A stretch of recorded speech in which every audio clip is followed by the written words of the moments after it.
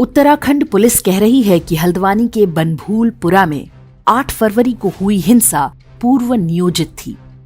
ये पहले से तय था कि जब प्रशासन की टीम अवैध निर्माण हटाने के लिए आएगी तो उन पर पत्थरों और पेट्रोल बम से हमला किया जाएगा। अब जांच चल रही है, आरोपियों की धरपकड़ चल रही है, उन्हें करोड़ों रुपए की वसूली के नोटिस भेजे जा रहे हैं। उत्तराखंड में कांग्रेस नहीं भाजपा की सरकार है। ये सब कार्रवाई तो होनी ही थी।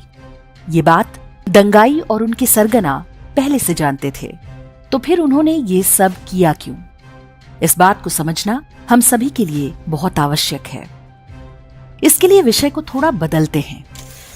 अयोध्या में भगवान राम की जन्मभूमि पर भी अवैध अतिक्रमण था। 500 वर्ष तक वे हटने को तैयार नहीं हुए। आक्रमणकारियों की संतानों को भली भांति पता था। वे जानते थे कि कानूनी लड़ाई वे जीत नहीं सकते। सत्य एक ना एक दिन सामने आ ही जाएगा। लेकिन अंतिम क्षण तक उन्होंने हार नहीं मानी। रणनीति सफल रही और उस अवैध अतिक्रमण का भरपूर इनाम मिला। न्यायपालिका द्वारा अयोध्या से 25 किलोमीटर दूर उन्हें 5 एकड़ की भूमि मिली, जहां नई मस्जिद बनाई जा सके। अब वे खुलकर कह रहे हैं कि एक दिन फिर से वे अयोध्या तक पहुंच जाएंगे। जो भूमि आपसी सौहार्द के नाम पर दी गई है, वो भारत विरोधी षड्यंत्रों का नया केंद्र बनेगी। इसके लक्षण अभी से दिख रहे हैं।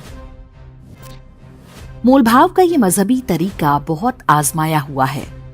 जब अयोध्या में अपवित्र ढांचा हटाया गया था, तब भी उन्होंने तत्कालीन कांग्रेस सरकार पर दबाव बनाकर ढेरों लाभ लिए थे।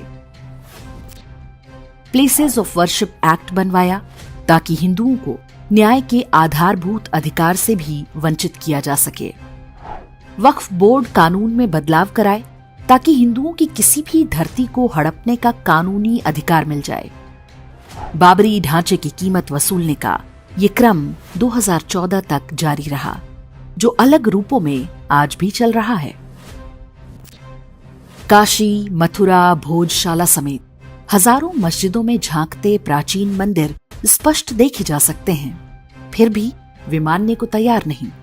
उनकी रणनीति बहुत स्पष्ट है। हम एक मंदिर मुक्त कराकर खुश हो रहे हैं। उनकी गिद्ध दृष्टि पूरी भारत भूमि पर है। हल्द्वानी का ये क्षेत्र इकलौता नहीं है।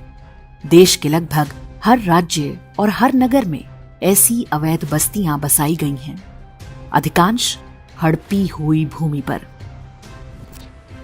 उत्तराखंड की सीमा चीन के अधिकार वाले तिब्बत और नेपाल से लगती है।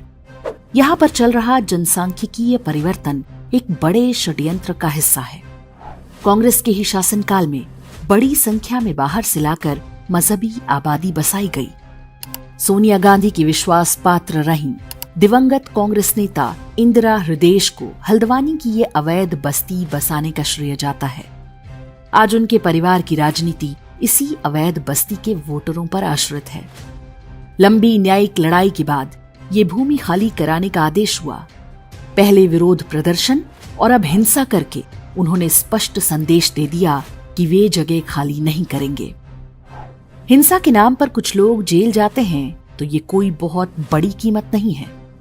उन्हें पता है कि ऐसे ही दबाव बना रहा तो भारत का पूरा तंत्र घुटने टेक देगा।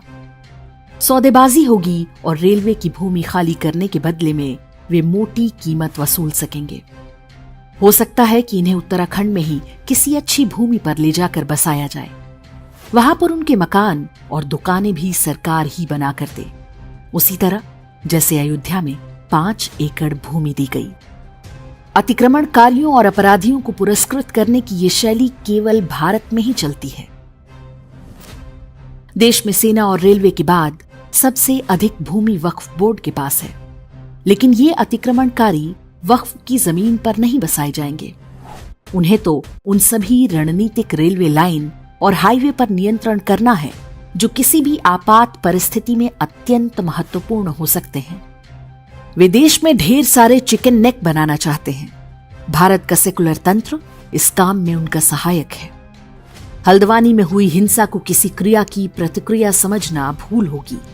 ये हिंसा उनकी रणनीति का हिस्सा था। अब तक के अनुभवों के हिसाब से वे हर बार इसमें सफल होते रहे हैं। इस बार न होने पाए, इसके लिए न्यायपालिका और सरकारों पर कड़ी दृष्टि बनाए रखना होगा।